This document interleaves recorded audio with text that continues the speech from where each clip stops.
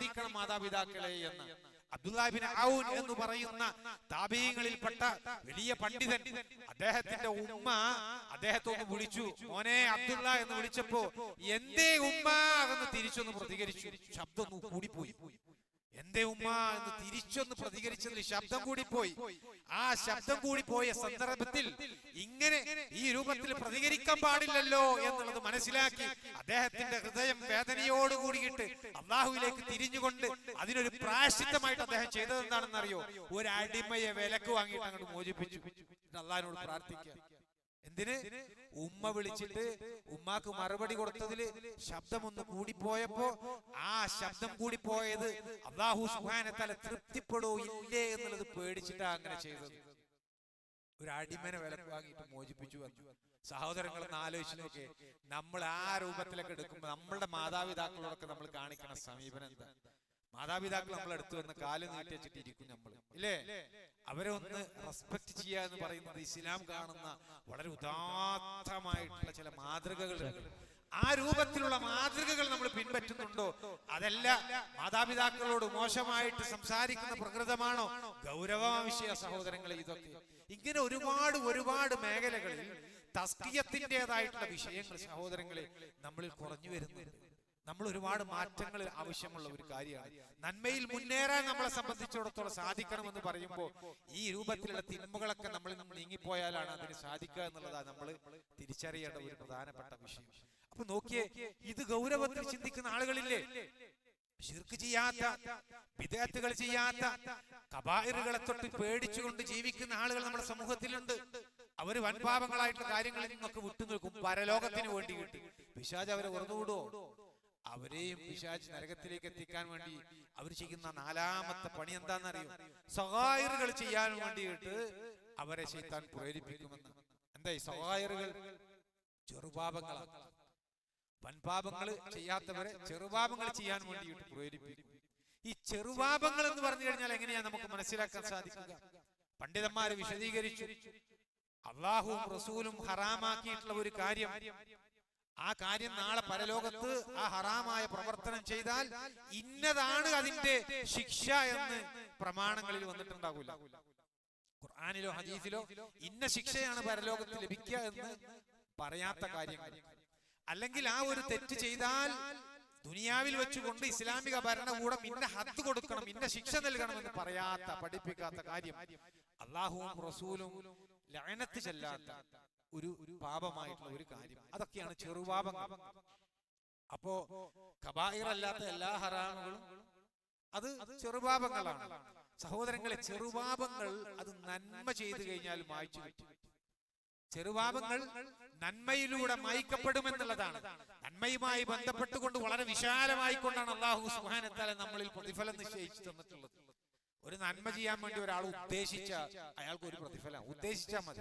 ഇന്ന് ക്ലാസ് ഒക്കെ കഴിഞ്ഞ് പോയിട്ട് ഇൻഷാ അല്ലാഹ് എന്റെ ഉമ്മാടെ തൃപ്തിക്ക് വേണ്ടി, റബ്ബിന് വേണ്ടി എന്റെ ഉമ്മാനോട് നല്ല രൂപത്തിൽ പെരുമാറി ഇന്ന കാര്യം ഞാൻ ചെയ്യുന്നു ഒരാൾ മനസ്സിൽ നെയ്യത്ത് കരുതിയാൽ തന്നെ സഹോദരങ്ങളെ ഒരു പുണ്യം കിട്ടി അവിടെ. അത് ചെയ്താലോ ആ ഒരു പ്രവർത്തനം, ഒരു നന്മയായിട്ടുള്ള ഏതെങ്കിലും ഒരു പ്രവർത്തനം ചെയ്താൽ 10 മുതൽ 700 വരെയും അതിന് ഇരട്ടിയുമായിട്ടാണ് അല്ലാഹു സുബ്ഹാനഹു വ തആല പ്രതിഫലം നൽകുക. നന്മയിൽ ഒരു തിന്മ ചെയ്യാൻ വേണ്ടിയിട്ട് ഒരാൾ ഉദ്ദേശിച്ചാൽ, മനസ്സിൽ ഒരു ഹറാമായ കാര്യം ചെയ്യാൻ ഉദ്ദേശിച്ചാൽ, എന്നിട്ട് അവൻ അത് ചെയ്താൽ ഒരു തിന്മയായിട്ടാണ് അല്ലാഹു സുബ്ഹാനഹു വ തആല അത് രേഖപ്പെടുത്തുക. ഇനി അത് ചെയ്യാതെ അവൻ അത് മാറ്റിവെക്കുകയാണെങ്കിലോ, തിന്മ ചെയ്യാൻ ഉദ്ദേശിച്ചു പക്ഷേ അള്ളാഹുവിനെ ഭയന്നുകൊണ്ട് അവനത് മാറ്റിക്കഴിഞ്ഞാൽ അവനെ സംബന്ധിച്ച് അതും ഒരു നന്മയായിട്ട് അള്ളാഹു രേഖപ്പെടുത്തും. എന്നാ സഹോദരങ്ങളെ, നമ്മൾ ശരിക്കും ഗൗരവപൂർവ്വം ആലോചിക്കുമ്പോൾ ഒരു തിന്മ ചെയ്താൽ ഒരു തിന്മയായിട്ടാണ് അള്ളാഹു രേഖപ്പെടുത്തുന്നത്. നന്മ ചെയ്താൽ 10ഉം 700ഉം ഇരട്ടിയുമായിക്കൊണ്ട് രേഖപ്പെടുത്തുമ്പോൾ എന്നിട്ടും ഏറ്റവും കൂടുതൽ ജനങ്ങൾ പോകുന്നത് സ്വർഗത്തിലേക്കാണോ നരകത്തിലേക്കാണോ? ഏറ്റവും കൂടുതൽ ആളുകൾ പ്രവേശിക്കുന്നത് സ്വർഗത്തിലേക്കാണോ അതല്ല നരകത്തിലേക്കാണോ? നരകത്തിലാണ് ഏറ്റവും കൂടുതൽ ആളുകൾ പോകുന്നത്. എന്തുകൊണ്ടാ? പ്രവർത്തനങ്ങളിൽ ഇഖ്ലാസില്ല, ശരിയായ രൂപത്തിൽ അമലുകൾ ചെയ്യുന്നില്ല, പരലോക ബോധത്തോടുകൂടി പ്രവർത്തിക്കാൻ ആളുകൾക്ക് സാധിക്കുന്നില്ല എന്നുള്ളതാണ് അതിന്റെ കാരണം. സഹോദരങ്ങളെ, ഇത് ചെറുപാപമല്ലേ എന്ന് നമ്മൾ കരുതി അതിനെ നിസ്സാരമാക്കാൻ പാടില്ല. സാലിഹ് അൽ ശൈഖ് ഹഫിളഹുല്ലാഹ് അദ്ദേഹത്തെ പോലെയുള്ള പണ്ഡിതന്മാരൊക്കെ പഠിപ്പിക്കുന്ന സഹായിറുകളുടെ ചെറുപാപങ്ങളുടെ ഗൗരവത്തെ കുറിച്ച് അവര് പഠിപ്പിക്കുന്ന വിഷയങ്ങൾ കേട്ട് കഴിഞ്ഞാൽ നമ്മൾ ഭയപ്പെട്ടു പോകും. ഒരു വിശ്വാസിയെ സംബന്ധിച്ച് വളരെ ഗൗരവത്തോടു കൂടി എടുക്കേണ്ട ഒരു കാര്യമാണ്. ഏറ്റവും നല്ല രൂപത്തിൽ തഖ്വയിൽ അധിഷ്ഠിതമായി കൊണ്ട് ജീവിക്കുന്ന ഒരു സമൂഹമുണ്ട് എങ്കിൽ ആ സമൂഹത്തിലേക്ക് പോയി ശിർക്ക് പ്രചരിപ്പിക്കാൻ, ബിദ്അത്തുകൾ പ്രചരിപ്പിക്കാൻ, വൻപാപങ്ങൾ പ്രചരിപ്പിക്കാൻ ഒരു പക്ഷെ സാധിച്ചു കൊള്ളണമെന്നില്ല. അവിടെയൊക്കെ ശൈത്താൻ ഉപയോഗിക്കുന്ന ഏറ്റവും വലിയ ഒരു ടൂളായിക്കൊണ്ട് കടന്നു വരുന്ന ഒരു കാര്യമാണ് ചെറുപാപങ്ങൾ. അത് ചെറിയൊരു കാര്യമല്ലേ, നിസ്സാരമായിട്ടൊരു തിന്മയല്ലേ എന്ന് നമ്മുടെ ഇടയിലേക്ക് തോന്നിപ്പോകും. അതുകൊണ്ട് അതിനെയൊക്കെ ലാഘവത്തോടു കൂടി എടുക്കും. ഇന്ന് ഈ ഐലൻഡിൽ എന്നെ സംബന്ധിച്ചിടത്തോളം ഞാൻ ആദ്യമായിട്ടാണ് ഇവിടേക്ക് വരുന്നത്. ഒരുപാട് മുസ്ലിമീങ്ങളുള്ള സ്ഥലമാണ് എന്ന് കേട്ടിട്ടുണ്ട്. ഇവിടെ വന്നതിന് ശേഷം 100% മുസ്ലിങ്ങളാണ് ഇവിടെ ഉള്ളത് എന്ന് തിരിച്ചറിയുന്നത്. പക്ഷെ സഹോദരങ്ങളെ, വേദനയോടുകൂടി കാണുന്ന കാഴ്ചകൾ, ഹറാമുകളിൽ പല ആളുകളും ജീവിക്കുന്ന ഒരു അവസ്ഥ ഇവിടെ ഉണ്ട് എന്നുള്ളത്. ഒരുപാട് ആളുകൾ ഇത് സന്ദർശിക്കാൻ, ഈ സ്ഥലം സന്ദർശിക്കാൻ ടൂറിസവുമായി ബന്ധപ്പെട്ടുകൊണ്ട് കടന്നു വരുമ്പോൾ ചില ചെറുപാപങ്ങളായിട്ടുള്ള കാര്യങ്ങൾ നടക്കുന്നുണ്ട്. പണ്ഡിതന്മാര് ഇന്ന ഇന്ന കാര്യങ്ങൾ വൻപാപങ്ങളാണെന്ന് പറഞ്ഞ് ലിസ്റ്റ് ചെയ്ത് പഠിപ്പിക്കും. പക്ഷെ പണ്ഡിതന്മാർ ഇന്ന ഇന്ന കാര്യങ്ങൾ ചെറുപാപമാണ് എന്ന് പറഞ്ഞ് ലിസ്റ്റ് ചെയ്ത് പഠിപ്പിക്കുകയില്ല. കാരണം എന്താ? അതിനെ ലാഘവത്തോടു കൂടി ആളുകൾ എടുക്കുമെന്നുള്ളത് കൊണ്ടാണ്. ഈ വക വിഷയങ്ങളെ കുറിച്ച് നമ്മൾ നോക്കുമ്പോൾ, ഇവിടെയുള്ള കാഴ്ചകൾ നമ്മൾ കാണുമ്പോൾ സഹോദരങ്ങളെ, ഈമാൻ നഷ്ടപ്പെടുത്തി കളയുന്ന, തഖ്വ നഷ്ടപ്പെടുത്തി കളയുന്ന ഒരുപാട് കാര്യങ്ങൾ നമ്മുടെ ചുറ്റുഭാഗങ്ങളിൽ ഉണ്ട് എന്നുള്ളത് കാണാൻ സാധിക്കും. നമുക്കൊക്കെ അറിയാം ഇന്ന കാര്യം ഹറാമാണ് എന്നുള്ളത്. പക്ഷേ അറിഞ്ഞോ അറിയാതെയോ അതിലേക്ക് അകപ്പെട്ടു പോകും എന്നുള്ളതാണ് അതിന്റെ ഗൗരവം. ഞാനൊരു ചെറിയ ഉദാഹരണം പറയട്ടെ. ഇന്ന് നമ്മളെല്ലാവരും ഉപയോഗിക്കുന്ന ഒരു വിഷയമാണല്ലോ ടെലിഫോൺ എന്ന് പറയുന്നത്. ഈ മൊബൈൽ ഫോണിൽ വാട്സപ്പ് ഉണ്ട്, ടെലിഗ്രാം ഉണ്ട്, ഫേസ്ബുക്ക് ഉണ്ട്. അങ്ങനെ സോഷ്യൽ മീഡിയയുമായി ബന്ധപ്പെട്ടുകൊണ്ട് ഒരുപാട് കാര്യങ്ങൾ ആധുനികമായിട്ട് ഉപയോഗപ്പെടുത്തുന്ന ആളുകളാണ് നമ്മൾ. സഹോദരങ്ങളെ, ഇതിൽ നിന്ന് നമ്മൾ കാണുന്ന, നമ്മൾ കേൾക്കുന്ന കാര്യങ്ങളൊക്കെ അതൊക്കെ അല്ലാഹു തൃപ്തിപ്പെടുന്നതാണോ അല്ലേ എന്നുള്ളത് പരിശോധിക്കാൻ നമ്മളെ സംബന്ധിച്ചിടത്തോളം സാധിക്കാറുണ്ട്. അപ്പൊ ഞാൻ ഒരു ഉദാഹരണം പറയണത് ചെറുപാപങ്ങളെ കുറച്ച് കാണിക്കാൻ വേണ്ടിയിട്ടല്ല, നേരെ മറിച്ച് നമുക്ക് ഈ വിഷയം പഠിക്കാൻ വേണ്ടിയിട്ട് ചെറുപാപത്തിന്റെ ഒരു ഉദാഹരണം ഞാൻ എടുക്കാം. സംഗീതം ആസ്വദിക്കുക എന്ന് പറയുന്ന ഒരു വിഷയം, അത് എത്ര ഗൗരവമുള്ളതാണ് എന്നുള്ളത്. അതൊരു ചെറുപാപമാണ്. നന്മകൾ ചെയ്തു കഴിഞ്ഞാൽ മാഞ്ഞു പോകും. പക്ഷെ സ്ഥിരമായി കൊണ്ട് ഒരാൾ ചെറുപാപം ചെയ്യണമെന്ന് വെച്ചെങ്കിൽ അത് വൻപാപത്തിന്റെ ദോഷം ചെയ്യുമെന്ന പണ്ഡിതന്മാർ വിശദീകരിക്കുന്നത്. വലിയ ഉപദ്രവമുണ്ടാക്കുന്ന, നമ്മുടെ ഈമാനിനെ നശിപ്പിച്ചു കളയുന്ന ഒന്നാണ് യഥാർത്ഥത്തിൽ ചെറുപാപം. അതുകൊണ്ട് ഒരു ഉദാഹരണം പറയാം. ഈ സംഗീതം എന്ന് പറയുന്നത് നമ്മളെ മനസ്സിലൊക്കെ ശരിക്ക് ഫേസ്ബുക്ക് കാണുമ്പോ, അതല്ലെങ്കിൽ സോഷ്യൽ മീഡിയയിൽ വരുന്ന, വാട്സപ്പിലൊക്കെ വരുന്ന എന്തെങ്കിലും ഒരു ക്ലിപ്പുകളൊക്കെ കാണുമ്പോ മ്യൂസിക്കിന്റെ അകമ്പടിയോട് കൂടിയിട്ടായിരിക്കും ചില കാര്യങ്ങൾ വരിക. ആ മ്യൂസിക് നമ്മൾ കേൾക്കുമ്പോൾ നമ്മുടെ ഹൃദയം എങ്ങനെയാ ശരിക്കും അതിനോട് പ്രതികരിക്കാറ്? നമ്മൾ അതിനെ ഇഷ്ടപ്പെടുന്നുണ്ടോ? നമ്മളത് ആസ്വദിക്കാൻ ശ്രമിക്കുന്നുണ്ടോ? അതൊരു പാപമായിട്ട് കാണാൻ നമുക്ക് സാധിക്കുന്നുണ്ടോ എന്നത് ഗൗരവമുള്ള ഒരു കാര്യമാണ്. ഒരു വലിയ ഒരു സമൂഹത്തെ ശിർക്കിലേക്ക് കൊണ്ടുപോകാൻ വേണ്ടി പിശാച് ഉപയോഗിച്ച ഏറ്റവും വലിയ ഒരു ആയുധ, സഹോദരങ്ങളെ, ഈ സംഗീതം എന്ന് പറയുന്നത്. അതാ നമ്മളെ ചരിത്രം മനസ്സിലാക്കേണ്ടത്. അതായത് ഇമാം തുബരി റഹിമഹുല്ല സൂറത്ത് അഹ്സാബിന്റെ ഒരു ആയത്തിൽ, ഇബ്നു കസീർ റഹിമഹുല്ല ഇതേ ആയത്തിൽ, അതുപോലെ തന്നെ സൗദി അറേബ്യയിലെ പ്രഗത്ഭരായിട്ടുള്ള പണ്ഡിതന്മാർ പരിശുദ്ധ ഖുർആനിന് തഫ്സീർ കൊടുക്കുമ്പോൾ ഞാൻ ഈ പറഞ്ഞ സൂറത്ത് അഹ്സാബിലെ സ്ത്രീകളുമായി ബന്ധപ്പെട്ടുകൊണ്ടുള്ള ഒരു പരാമർശമുള്ള ആയത്തിൽ ഇത് വിശദീകരിക്കുന്നത് എന്താണെന്നറിയോ? സ്ത്രീകളോട് വീടിന്റെ ഉള്ളിൽ അടങ്ങി ഒതുങ്ങി ഇരിക്കണം എന്ന് അല്ലാഹു സുബ്ഹാനഹു വ തആല പറയുന്നുണ്ട്. അത് പറയുമ്പോ അല്ലാഹു ഉപയോഗിച്ചൊരു പദമുണ്ട്, നിങ്ങൾ അജ്ഞാനകാലത്തെ സ്ത്രീകൾ സൗന്ദര്യം പ്രകടിപ്പിച്ചതുപോലെ നിങ്ങൾ സൗന്ദര്യം പ്രകടിപ്പിക്കരുത് എന്ന് പറയുന്നത്. അവിടെ അല്ലാഹു സുബ്ഹാനഹു വ തആല ഉപയോഗിച്ച പദം ജാഹിലിയത്തുൽ ഊലാ എന്നാണ്. ഒന്നാമത്തെ ജാഹിലിയത്തിൽ സ്ത്രീകൾ കാണിച്ചതുപോലെയുള്ള സൗന്ദര്യ പ്രകടനം നിങ്ങൾ കാണിക്കരുത് എന്നാണ് അല്ലാഹു സുബ്ഹാനഹു വ തആല അവിടെ ഉപയോഗിച്ചത്. സഹോദരങ്ങളെ, ആ ഒന്നാമത്തെ ജാഹിലിയത്ത് ഏതാണ് എന്ന വിഷയത്തിൽ പണ്ഡിതന്മാരുടെ ചർച്ചയുണ്ട്. ആ പണ്ഡിതന്മാരുടെ ചർച്ചയിലാണ് മഹാനായ അബ്ദുല്ലാഹി ഇബ്നു അബ്ബാസ് റളിയല്ലാഹു അൻഹു വിശദീകരിച്ച ഒരു തഫ്സീർ കൊടുക്കുന്നു. അവിടെ എന്താണ് ആ തഫ്സീർ? നമ്മൾ കേൾക്കണം. ഇമാം തുബരി അദ്ദേഹത്തിന്റെ തഫ്സീറിൽ കൊടുത്തിട്ടുണ്ട്, ഇബ്നു കസീർ റഹിമഹുല്ലാഹ് അദ്ദേഹത്തിന്റെ തഫ്സീറിൽ കൊടുത്തിട്ടുണ്ട്. പല പണ്ഡിതന്മാരും ഈ വിഷയങ്ങൾ വിശദീകരിച്ചിട്ടുണ്ട്. അതായത് ആദം നബി അലൈഹിസ്സലാമിയുടെ കാലത്തിന് ശേഷമുള്ള നൂഹ് നബി അലൈഹിസ്സലാം കടന്നു വരുന്നതിന് തൊട്ടു മുമ്പുള്ള കാലത്ത് ജാഹിലിയത്താണ് അതുകൊണ്ട് ഉദ്ദേശം എന്നാണ് പണ്ഡിതന്മാരുടെ തഫ്സീർ. ഒന്ന് എന്താ സംഭവം പറയണെന്ന് അറിയോ? ആദം നബി അലൈഹി ഇസ്ലാമിയുടെ മക്കളിൽ ശീത്ത് നബി അലൈഹി ഇസ്ലാമിയിലൂടെയാണ് ലോകത്തുള്ള എല്ലാ മുഴുവൻ ആളുകളും അവർ ജന്മം കൊണ്ടിട്ടുള്ളത്. അന്ന് രണ്ട് പ്രധാനപ്പെട്ട തലമുറകളാണ് ഉണ്ടായിരുന്നത്. ശീത്ത് നബി അലൈഹി ഇസ്ലാമിയുടെ മക്കൾ രണ്ട് സ്ഥലങ്ങളിലായിട്ടാണ് അവരുടെ മക്കൾ താമസിച്ചിരുന്നത്. വലിയ ഒരു സമൂഹം. ഒന്ന് ഒരു ഉയർന്ന പ്രതലത്തിൽ ഉയർന്ന ഒരു സ്ഥലത്താണ്. രണ്ടാമത്തേത് ഒരു താഴ്ന്ന പ്രദേശത്താണ് അവർ താമസിച്ചിരുന്നത്. ഇവർ രണ്ടു വിഭാഗങ്ങളും പരസ്പരം കണ്ടിരുന്നില്ല. എന്താ രണ്ട് വിഭാഗങ്ങളുടെയും പ്രത്യേകത? ഇബ്നു അബ്ബാസ് റളിയല്ലാഹു അൻഹു വിശദീകരിക്കുകയാണ്. മുകളിലുള്ള ജനങ്ങളുടെ പ്രത്യേകത, അവിടെയുള്ള സ്ത്രീകൾ ഇരുനിറമുള്ള സ്ത്രീകളായിരുന്നു. അവിടെയുള്ള പുരുഷന്മാർ നല്ല വെളുത്ത സൗന്ദര്യമുള്ള പുരുഷന്മാരായിരുന്നു. താഴെയുള്ള ആളുകളുടെ പ്രത്യേകത എന്താ? താഴെയുള്ള ആളുകളുടെ പ്രത്യേകത, അവിടെയുള്ള സ്ത്രീകൾ നല്ല വെളുത്ത സ്ത്രീകളായിരുന്നു, സൗന്ദര്യമുള്ള സ്ത്രീകൾ. അതുപോലെ തന്നെ അവിടെയുള്ള പുരുഷന്മാരോ ഇരുനിറമുള്ള പുരുഷന്മാരായിരുന്നു. ആ താഴ്ന്ന പ്രദേശത്തുള്ള ആളുകളിലേക്ക്, നല്ല വെളുത്ത സൗന്ദര്യമുള്ള ആ സ്ത്രീകളുള്ള ആ പ്രദേശത്തിലേക്ക് ഇബ്ലീസ് ഒരു കുട്ടിയുടെ വേഷത്തിൽ കടന്നു വരിക. ഇബ്ലീസ് ശൈത്താൻ അവരെ വഴിതെറ്റിക്കാൻ വേണ്ടി അള്ളാഹുവിനെ മാത്രം വിളിച്ചു പ്രാർത്ഥിച്ചിരുന്ന, തൗഹീദിൽ ജീവിച്ച, അതുപോലെ തന്നെ വൻപാപങ്ങളും ചെറുപാപങ്ങളെ തൊട്ടൊക്കെ പേടിച്ച് ജീവിച്ച നല്ല തഖ്വയുള്ള ആ ഒരു സമൂഹത്തിലേക്ക് ശൈത്താൻ കടന്നു വരിക. എന്നിട്ട് ഒരു വീട്ടിൽ പോയി കൊണ്ട് ചോദിക്കുക, എനിക്കൊരു ജോലി തരണം, ഞാൻ നിങ്ങൾ തരുന്ന എന്ത് ജോലി ചെയ്തോളാം. അങ്ങനെ ആ ജോലി ചെയ്യാൻ വേണ്ടിയിട്ട് ഒരു വീട്ടിൽ ചോദിച്ചപ്പോ ആ വീട്ടുകാരൻ ഒരു ജോലി കൊടുത്തു. അദ്ദേഹത്തിന്, ഈ ചെറുപ്പക്കാരന്, ചെറിയ കുട്ടിക്ക് അവിടെ ജോലി കൊടുത്തു. ആ ജോലി ചെയ്തുകൊണ്ടിരിക്കുന്നതിന് ഇടയിൽ ഒഴിവ് സമയം കിട്ടുമ്പോ ഒരു കുഴലെടുത്തിട്ട് ഈ ശൈത്താൻ ഊതുമെന്നാണ്. അത് കേൾക്കാൻ നല്ല രസമുണ്ട്. ലോക ചരിത്രത്തിലെ ആദ്യത്തെ മ്യൂസിക്കൽ ഇൻസ്ട്രുമെന്റ് ഇതാണ് എന്ന് ആ പണ്ഡിതന്മാർ പറയുന്നത്. അതിനു മുമ്പ് വാദ്യോപകരണങ്ങൾ ഭൂമിയിലില്ല. ആദ്യമായിട്ട് ഈ വാദ്യോപകരണം പരിചയപ്പെടുത്തുന്നത് അത് ഇബ്ലീസാണ്, ശൈത്താനാണ് എന്ന്. എന്നിട്ട് എന്താ അതിന്റെ റിസൾട്ട്? ശൈത്താൻ വന്നിട്ട് ഈ വാദ്യോപകരണം, അതായത് ഈ കുഴലെടുത്ത് ഊതുമ്പോ അത് കേൾക്കാൻ നല്ല ഇമ്പമുണ്ട്. അത് കേട്ടപ്പോ ആ യജമാനൻ, ആ വീട്ടിലെ വ്യക്തിക്ക് നല്ല അതിനോടൊരു ആസ്വാദനം തോന്നി. അതിനുശേഷം അയൽവാസിയോട് പറഞ്ഞു, ഇങ്ങനെ ഒരു സംഭവം ഉണ്ട്. അപ്പൊ അയൽവാസി അത് കേട്ടപ്പോ അയൽവാസിക്ക് മേറെ ഇഷ്ടമായി. അത് മറ്റു ആളുകളോട് പറഞ്ഞു. അങ്ങനെ ഒരുപാട് ആളുകൾ ഇതിങ്ങനെ കേട്ടറിഞ്ഞ് ഈ വീട്ടിലേക്ക് ഇത് കേൾക്കാൻ വേണ്ടി ഓടി വന്നു. അങ്ങനെ അവിടെ തിരക്കായി. അവസാനം ഊഴം നിശ്ചയിച്ചു കൊടുത്തു എന്ന ചരിത്രത്തിലുള്ളത്. എങ്ങനെ? അത് കേൾക്കാൻ വേണ്ടി ഇന്ന വീട്ടുകാരായിട്ടുള്ള ആളുകൾക്ക് ഇന്ന സമയം, അതിനപ്പുറത്തുള്ള വീട്ടുകാർക്ക് ഇന്ന സമയം, അങ്ങനെ ഊഴം നിശ്ചയിച്ചു കൊടുത്തുകൊണ്ടാണ് അവരത് കേട്ടിരുന്നത് എന്ന്. അങ്ങനെ അത് കേൾക്കാൻ വേണ്ടിയിട്ട് ആളുകൾ കൂട്ടം കൂട്ടമായിട്ട് വരാൻ തുടങ്ങി, അത് ആസ്വദിക്കാൻ തുടങ്ങി.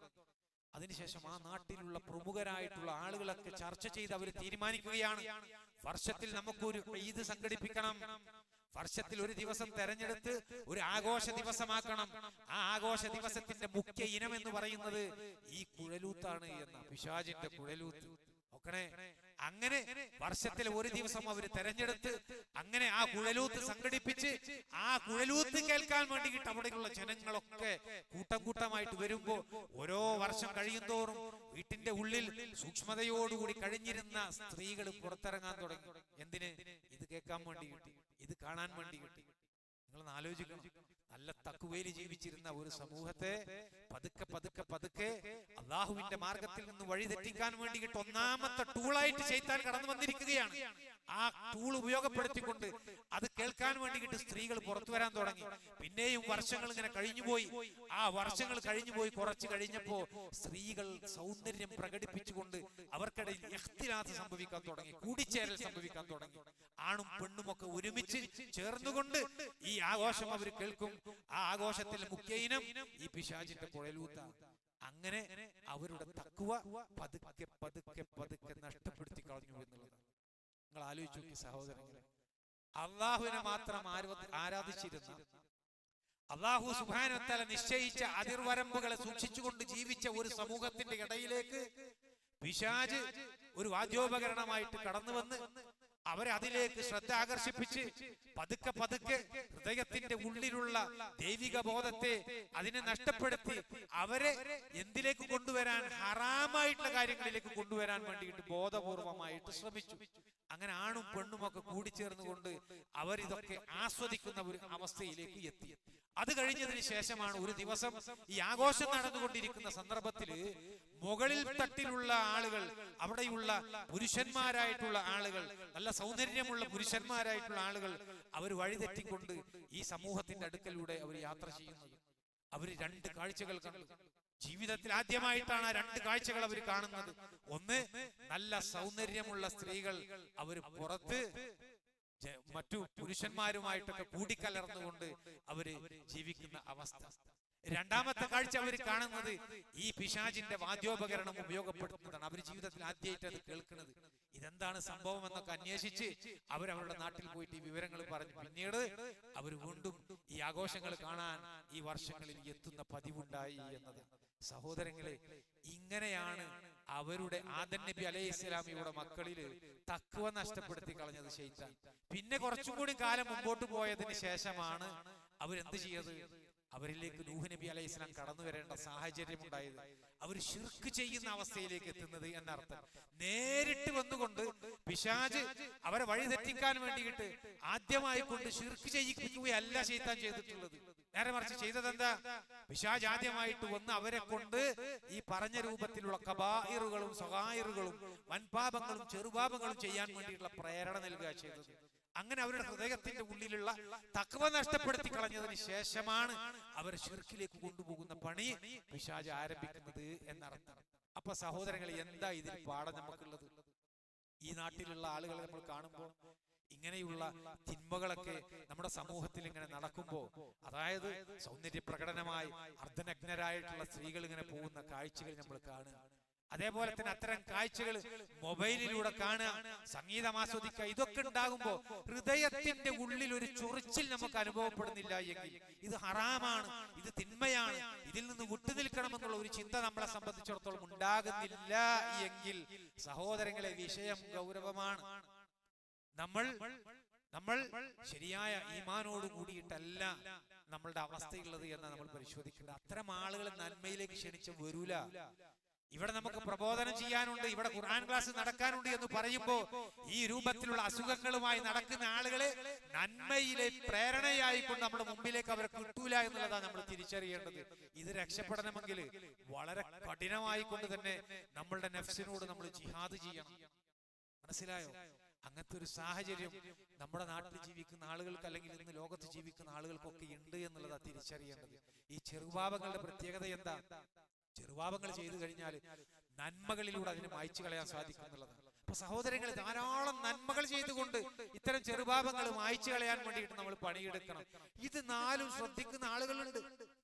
അല്ലാഹു സുബ്ഹാനഹു വ തആലയുടെ ദീനിൽ അടിയുറച്ച് വിശ്വസിച്ച് ശിർക്ക് ചെയ്യാത്ത, ബിദ്അത്തുകൾ ചെയ്യാത്ത, വൻപാപങ്ങൾ ചെയ്യാത്ത, ചെറുപാപങ്ങൾ ചെയ്താൽ തന്നെ അല്ലാഹുവിലേക്ക് ഇസ്തിഗ്ഫാറുകൾ ധാരാളമായി അധികരിപ്പിച്ചുകൊണ്ട് അല്ലാഹുവിന്റെ മാർഗത്തിലേക്ക് തിരിയുന്ന ആളുകളുണ്ട്. അവർ അല്ലാഹുവിലേക്ക് അടുക്കുന്ന ആളുകളാണ്. പക്ഷേ അവരെ ശൈത്താൻ വെറുതെ വിടൂല. അഞ്ചാമത്തെ പണിയെടുക്കും. പിശാചിനും അറിയാം ഈ പോക്ക് പോയി കഴിഞ്ഞാൽ ഇത് സ്വർഗത്തിലേക്കാണ് ഇവൻ പോകുന്നത്. അതുകൊണ്ട് അവനെ സ്വർഗത്തിലേക്ക് പോകുന്നതിനെ തൊട്ട് തടയണം. ഇനി അഥവാ സ്വർഗത്തിലേക്ക് എങ്ങാനും പോയാൽ വലിയ ദർജകൾ കിട്ടുന്നതിൽ നിന്ന് അവനെ പിൻവലിക്കണം എന്നുള്ളതാണ്. ദർജകൾ, ദർജ എന്ന് പറയുമ്പോൾ സ്വർഗത്തിലുള്ളതാണ്. ഓരോ പദവികൾ ഇങ്ങനെ കൂടിക്കൂടി വരുംതോറും സ്വർഗത്തിലെ ആസ്വാദനങ്ങൾ വർദ്ധിക്കുമെന്ന. എന്നാൽ നരകത്തിലുള്ളത് ദറക്കാത്തുകളാണ്.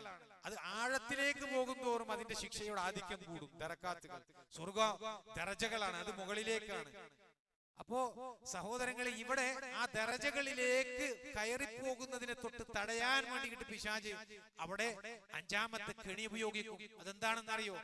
മുബാഹാത്തുകളിൽ ആളുകളെ ബിസിയാക്കി കളയും എന്നുള്ളതാണ് അഞ്ചാമത്തെ കെണിയാണ്. ഇതാണ് നമ്മൾ ശ്രദ്ധിക്കേണ്ട പ്രധാനപ്പെട്ട വിഷയം. മുബാഹ് എന്ന് പറഞ്ഞാൽ എന്താ? മുബാഹ് എന്ന് പറഞ്ഞാൽ അനുവദനീയം. അല്ലാഹു സുബ്ഹാനഹു വ തആല നമുക്ക് അനുവദിച്ചു തന്ന കാര്യങ്ങളിൽ ബിസിയാക്കി കളയും എന്നുള്ളതാ സഹോദരങ്ങളെ.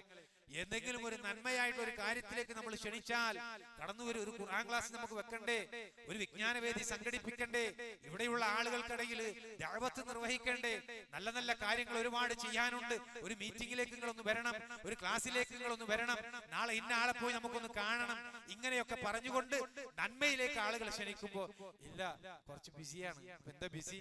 ഹറാമ് ചെയ്യാനെന്നല്ല ബിസി, നേരെ മറിച്ച് മക്കളായിട്ട് ഇങ്ങനെ കറങ്ങുക, കുടുംബമായിട്ട് ഇങ്ങനെ കറങ്ങുക, അതല്ലെങ്കിൽ സുഹൃത്തുക്കളായിട്ട് ഇങ്ങനെ നമ്മൾ ബിസിയാക്കി കളയും. വെറും അള്ളാഹു അനുവദിച്ചു തന്ന കാര്യങ്ങൾ, പുണ്യം കിട്ടുന്ന ഇബാദത്തുകളായിട്ടുള്ള കാര്യങ്ങളല്ല, അള്ളാഹു അനുവദിച്ചു തന്ന കാര്യങ്ങൾ ബിസിയാക്കി കളയും. ഇപ്പൊ ചില സലഫി സുഹൃത്തുക്കളുണ്ട്, അവരെപ്പോഴും ടൂറിലായിരിക്കും. എന്റെ ചില സുഹൃത്തുക്കളുടെ അവസ്ഥയാ പറയണത്. ചില ആളുകൾ നമ്മൾ വിളിക്കും, അപ്പൊ അറിയില്ല ഇന്ന് ചില ഫ്രണ്ട്സുകൾ വരുന്നുണ്ട്, അവരായിട്ട് ഇങ്ങനെ പോവാ, അപ്പൊ ക്ലാസ്സിൽ പങ്കെടുക്കാൻ പറ്റില്ല. അപ്പൊ ആയിക്കോട്ടെ, നമുക്കത് അള്ളാഹു അനുവദിച്ച കാര്യമാണ്, നമുക്കത് ഹറാമാണെന്ന് പറയാൻ പറ്റൂല. പക്ഷേ അടുത്ത ആഴ്ച അവരെ വിളിച്ചു കഴിഞ്ഞാലോ അവര് തിരുവനന്തപുരം ഭാഗത്തേക്കാ പോയിട്ടില്ലെങ്കിൽ ഇപ്രാവശ്യം കണ്ണൂർ ഭാഗത്തേക്കാവും പോയിണ്ടാവുക, അതും ടൂർ തന്നെ. അങ്ങനെ ഫുള്ള് ടൂറ് പറഞ്ഞ് നടക്കുന്ന ആളുകൾ. ഇതിൽ ഏറ്റവും വലിയ ഉദാഹരണം റമദാൻ മാസം എടുത്ത് പരിശോധിച്ചാൽ മതി സുഹൃത്തുക്കളെ. റമദാൻ മാസത്തിലെ രാത്രികൾ എന്ന് പറയുന്നത് അത്രയും പ്രധാനപ്പെട്ടതാണ് ഒരു വിശ്വാസിയെ സംബന്ധിച്ച്. റമദാൻ മാസത്തിലെ അവസാന പത്തിലെ രാത്രികൾ ഏറ്റവും പ്രധാനപ്പെട്ടതാണ്. എങ്ങനെയാ നമ്മൾ ആളുകൾ സമയം ചെലവഴിക്കുന്നത്? പല ആളുകളും രാവിലെ കിടന്നുറങ്ങും, രാത്രി ജീവിപ്പിക്കും. അൽഹംദുലില്ലാ എന്ന് പറയാൻ തോന്നും രാത്രി ജീവിപ്പിക്കും എന്ന് പറയുമ്പോൾ. പക്ഷെ രാത്രി ജീവിപ്പിക്കുന്നത് എങ്ങനെയാണ്? ക്യാരം ബോർഡ് കളിച്ചിട്ട്, അല്ലെങ്കിൽ ഉണോ കാടോ വേറെ എന്തെങ്കിലും കളികൾ കളിച്ചിട്ട്. സഹോദരങ്ങളെ, ഹറാമായിട്ടുള്ള ഒരു കാര്യമാണോ ചെയ്തതെന്ന് ചോദിച്ചു കഴിഞ്ഞാൽ നമുക്ക് മുത്തലക്കായിട്ട് അത് ഹറാമാണെന്ന് ഒരു പക്ഷെ പറയാൻ സാധിക്കണമെന്നില്ല. പക്ഷേ എത്രയോ പ്രതിഫലങ്ങളാണ് നമുക്ക് അവിടെ നഷ്ടപ്പെട്ടു പോകുന്നത് എന്നുള്ളത് പലപ്പോഴും മറന്നു പോകുന്നു എന്നർത്ഥം. ഇതല്ലേ യാഥാർത്ഥ്യം? ഇത് എത്രയോ നന്മകളിൽ നഷ്ടപ്പെട്ടു പോകുന്നുണ്ട്. നമ്മുടെ സമയം എന്ന് പറയുന്നത് ചെറിയൊരു കാര്യമായിട്ട് നമ്മൾ കാണരുത് സഹോദരങ്ങളെ. മുമ്പ് ഞാൻ പ്രവാസിയായിട്ട് ജീവിച്ചിരുന്ന ഒരു സമയത്ത് ഞാൻ എന്റെ നാട്ടിലേക്ക് വെക്കേഷൻ വന്നു. അപ്പൊ മാതാപിതാക്കൾ വീട്ടിലാണ്. മാതാപിതാക്കളുമായിട്ട് ഇങ്ങനെ സമയമൊക്കെ ചെലവഴിച്ച് തിരിച്ച് പ്രവാസ ലോകത്തേക്ക് പോകുമ്പോ നമ്മളുടെ പണ്ഡിത സഭയിലുള്ള ഒരു പണ്ഡിതന്റെ മാതാപിതാക്കളെ കാണാൻ വേണ്ടിയിട്ട് വന്നു. മുജാഹിദ് പ്രസ്ഥാനത്തിന്റെ എന്നെയും കാണാൻ വേണ്ടിയിട്ട് അദ്ദേഹം വരിക. അപ്പൊ എന്റെ മുഖം അത്ര സുഖല്ല. കാരണം എന്താ? അത് സാധാരണ നമുക്കറിയാലോ, കുടുംബം വിട്ടിട്ട് പിറ്റത്തെ ദിവസം പോകണമെങ്കിൽ ഇപ്പൊ നമ്മൾ മുഖത്തല്ലാത്തൊരു വിഷമം. അപ്പൊ എന്ത് പറ്റി എന്ന് ചോദിച്ചപ്പോ ഞാൻ പറഞ്ഞു, ഇങ്ങനെ ഉപ്പാനെയും ഉമ്മാനൊക്കെ വിട്ട് ഇനി കൊണ്ടുപോകണ്ടേ എന്ന ഒരു വിഷമാണ് എന്ന് പറഞ്ഞപ്പോ ജീവിതത്തെ കുറിച്ച് വളരെ പ്രധാനപ്പെട്ട ഒരു കാര്യം അദ്ദേഹം എനിക്ക് പഠിപ്പിച്ചു തരിക. നമുക്കൊക്കെ അറിയണ ഒരു കാര്യമാണ്, പക്ഷേ അത് ഓർമ്മപ്പെടുത്തി തരികയാണ്. നമ്മളെ ജീവിതം എന്ന് പറഞ്ഞാൽ ഈ ഭൂമിയിൽ നമ്മൾ ജീവിക്കുമ്പോ നമ്മൾ ആഗ്രഹിക്കുന്ന, നമ്മൾ സ്നേഹിക്കുന്ന എല്ലാവരുമായിട്ട് ഒരുപാട് സമയം ചെലവഴിക്കാൻ നമുക്ക് കിട്ടിക്കൊള്ളണമെന്നില്ല. അത് നമുക്ക് കിട്ടൂല. അത് എവിടെയാ കിട്ടുക? നാളെ പരലോകത്താ കിട്ടുക. അതുകൊണ്ട് ഉപ്പാനെ ഏറെ ഇഷ്ടപ്പെടുന്നുണ്ടോ, ഉമ്മാനെ ഏറെ ഇഷ്ടപ്പെടുന്നുണ്ടോ? അൻവറെ ഒരു കാര്യം ചെയ്യ്, ആ ഉപ്പാനെയും ആ ഉമ്മാനെയും കൂട്ടി സ്വർഗത്തിലേക്ക് പോകാനുള്ള പണിയെടുത്തോ എന്നാണ് ആ പണ്ഡിതൻ നമുക്ക് പറഞ്ഞു തന്നത്. മനസ്സിലായോ?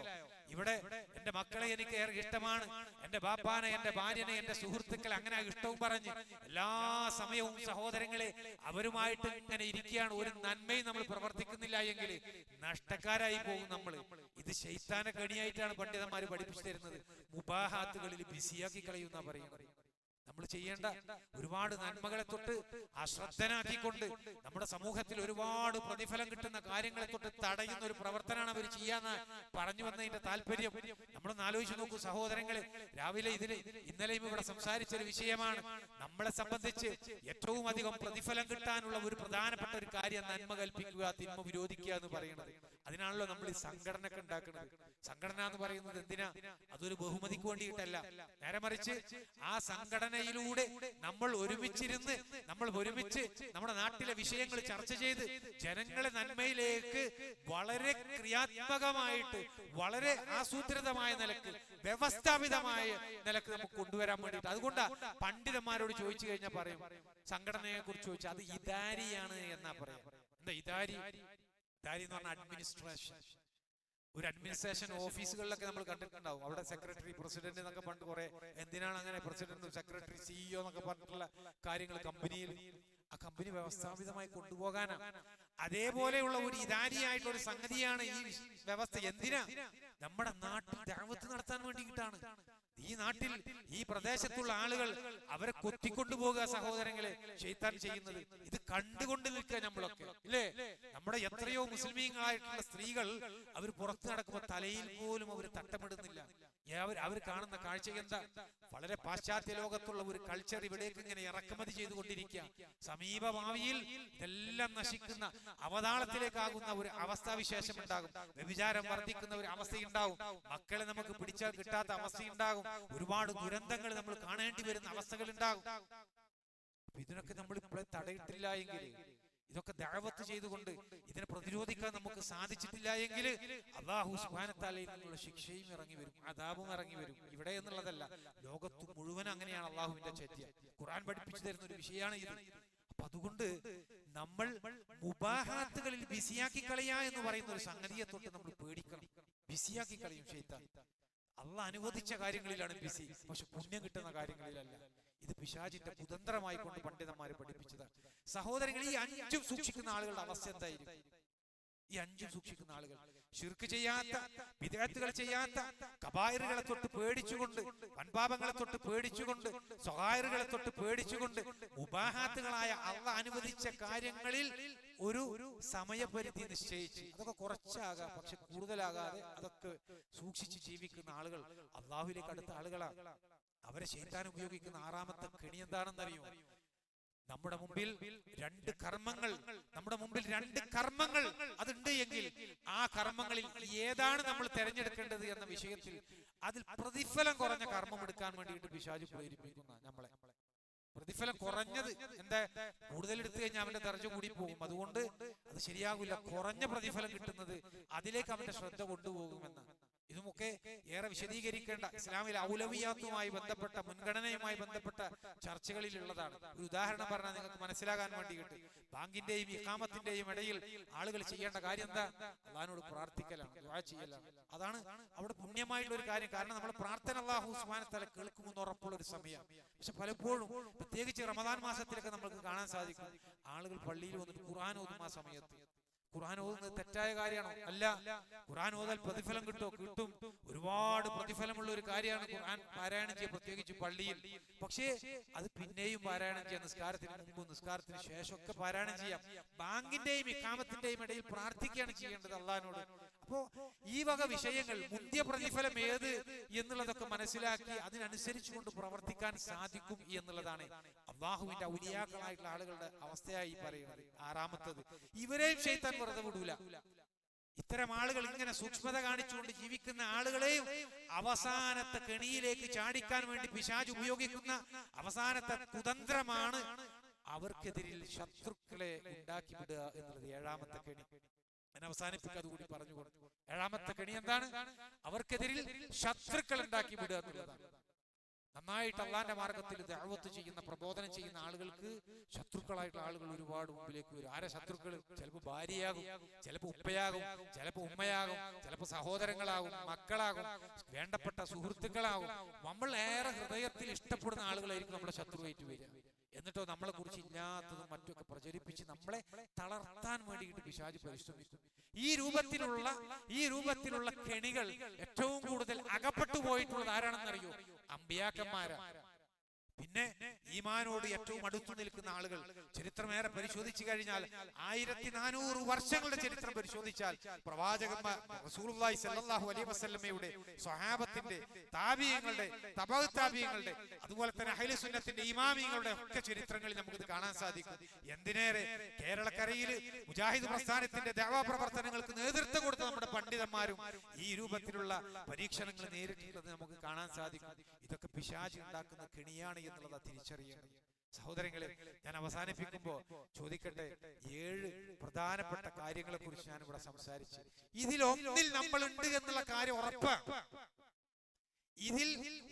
നമ്മളുണ്ട് എന്നുള്ള കാര്യം ഉറപ്പാണ്. ഈ 7 എണ്ണത്തിൽ ഏതിലാണ് നമ്മൾ ഉള്ളത്? അത് നമ്മൾ സ്വയം വിചാരണ ചെയ്യേണ്ട ഒരു വിഷയമാണ്. ഒന്നാമത് പറഞ്ഞ ശിർക്ക് ചെയ്യുന്ന ആളുകളിൽപ്പെട്ടവരാണോ? അല്ല എന്ന് നമുക്ക് പറയാം. രണ്ടാമത് പറഞ്ഞ ബിദ്അത്ത് ചെയ്യുന്ന ആളുകളിൽപ്പെട്ടവരാണോ? അതുമല്ല എന്ന് നമുക്ക് പറയാം. പക്ഷെ മൂന്നാമത്തെ കാര്യത്തെ കുറിച്ച് പറയാൻ നമുക്ക് സാധിക്കോ? കബായിറുകൾ ചെയ്യാത്ത, വൻപാപം ചെയ്യാത്ത ആളാണ് എന്ന് നമുക്ക് പറയാൻ സാധിക്കോ? നാലാമത് പറഞ്ഞ സ്വകായറുകൾ ചെയ്യാത്ത, ചെറുപാപങ്ങൾ ചെയ്യാത്ത, ചെറുപാപങ്ങളെ തൊട്ട് പേടിച്ച് ജീവിക്കുന്ന ആളാണ് എന്ന് നമുക്ക് പറയാൻ സാധിക്കോ? അഞ്ചാമത് പറഞ്ഞ മുബാഹാത്തുകളിൽ ബിസിയായി പോകുന്ന, അള്ളാഹു അനുവദിച്ച കാര്യങ്ങളിൽ ബിസിയായി നന്മകൾ ചെയ്യാൻ പറ്റാതെ ജീവിക്കുന്ന അഞ്ചാമത്തെ ഇനത്തിലാണ് നമ്മൾ എന്ന് പറയാൻ സാധിക്കോ? ആറാമത്തെ കാര്യം, നമ്മളുടെ മുമ്പിൽ നന്മകൾ, രണ്ട് നന്മകളുണ്ട് എങ്കിൽ അതിൽ ഏറ്റവും പ്രതിഫലം ലഭിക്കുന്ന നന്മ ഏതാണ് എന്നുള്ളത് പരിശോധിച്ച് അത് തെരഞ്ഞെടുക്കുന്ന അള്ളാഹുവിലേക്ക് അടുത്ത ഔലിയാക്കളിൽപ്പെട്ട ആളാണ് നമ്മൾ എന്ന് നമുക്ക് പറയാൻ സാധിക്കോ? ഏഴാമത് പറഞ്ഞ അമ്പിയാക്കന്മാരുടെയും സിദ്ദീഖീങ്ങളുടെയും ശുഹദാക്കളുടെയും സ്വാലിഹീങ്ങളുടെയൊക്കെ സ്ഥാനത്ത് എത്തിയിട്ടുള്ള ആ ഒരു വലിയ ദർജയിലുള്ള ആളുകളാണ് നമ്മൾ എന്ന് പറയാൻ സാധിക്കോ? എവിടെയാ നമ്മളുള്ളത്? ഈ നന്മയിൽ സഹോദരങ്ങളെ എവിടെയാ നമ്മളുള്ളത്? നമ്മൾ പരിശോധിക്കണം. ഇത് പരിശോധിച്ച് നമ്മൾ തിരുത്തണം എന്നുള്ളതാണ് പറയാനുള്ളത്. ഇവിടെ ആറാമതും ഏഴാമതും പറഞ്ഞ ഒരു ദർജയിലേക്ക് എത്താൻ നമ്മളെ സംബന്ധിച്ചിടത്തോളം സാധിക്കണം എന്നുള്ളതാണ്. മറ്റുള്ളതൊക്കെ വലിയ കെണികളാണ്. അതൊക്കെ നമ്മൾ സൂക്ഷിച്ചുകൊണ്ട് നമ്മൾ ജീവിച്ചാലാണ് നന്മയുമായി ബന്ധപ്പെട്ടുകൊണ്ടുള്ള വിഷയങ്ങളിൽ മുന്നേറാൻ സഹോദരങ്ങളെ നമുക്ക് സാധിക്കുകയുള്ളൂ. ഒരുപാട് ക്ഷണം കേൾക്കുന്ന ആളുകളാണ് നമ്മൾ. നന്മയുമായി ബന്ധപ്പെട്ടുകൊണ്ടുള്ള ഒരുപാട് പ്രവർത്തനങ്ങളിലേക്കുള്ള ക്ഷണം കേൾക്കുന്ന ആളുകളാണ് നമ്മൾ. ആ ക്ഷണങ്ങൾക്ക് വളരെ പോസിറ്റീവായ നിലക്ക് പുണ്യകരമായ ഒരു കാര്യത്തിലേക്കാണ് ക്ഷണിക്കുന്നത് എന്നുള്ളത് തിരിച്ചറിഞ്ഞ് അതിലേക്ക് കടന്നു വരാൻ നമുക്ക് സാധിക്കണം. അത് നമുക്കൊരു വികായത്താണ്, പ്രൊട്ടക്ഷനാണ്, തിന്മകളിൽ നിന്നുള്ള ഒരു കവചമായി കൊണ്ട് അതിനെ കാണാൻ നമുക്ക് സാധിക്കണം. അങ്ങനെ നന്മയിൽ മുന്നേറി ഒരുപാട് നന്മകൾ ചെയ്തുകൊണ്ട് അള്ളാഹുവിനെ കണ്ടുമുട്ടാൻ സൗഭാഗ്യം ലഭിക്കുന്ന ആളുകളിൽ അള്ളാഹു സുബ്ഹാനഹു വ തആല നമ്മെ ഏവരെയും ഉൾപ്പെടുത്തി അനുഗ്രഹിക്കട്ടെ. അള്ളാഹുവിന്റെ ദീനിൽ ഒരുപാട് അമലുകൾ ചെയ്തുകൊണ്ട് ദഅവാ പ്രവർത്തനങ്ങളിൽ മുഴുകിക്കൊണ്ട് അതിന്റെ റിസൾട്ടായിട്ടുള്ള, അതിന്റെ ബാക്കിപത്രമായിക്കൊണ്ട് നമ്മുടെ സമൂഹത്തിൽ നിലനിൽക്കുന്ന ധാരാളം നന്മകളെ നമ്മുടെ സ്വന്തം കണ്ണുകൾ കൊണ്ട് കാണാനുള്ള, കൺകുളിർമയുള്ള കാഴ്ചകൾ കാണാനുള്ള സൗഭാഗ്യം അല്ലാഹു സുബ്ഹാനഹു വ തആല നമുക്ക് ഏവർക്കും നൽകി അനുഗ്രഹിക്കട്ടെ. റബ്ബനാ ആതിനാ ഫിദ്ദുനിയാ ഹസനതൻ വഫിൽ ആഖിറതി ഹസനതൻ വഖിനാ അദാബന്നാർ. ആമീൻ ബിറഹ്മതിക യാ അർഹമർ റഹീമീൻ.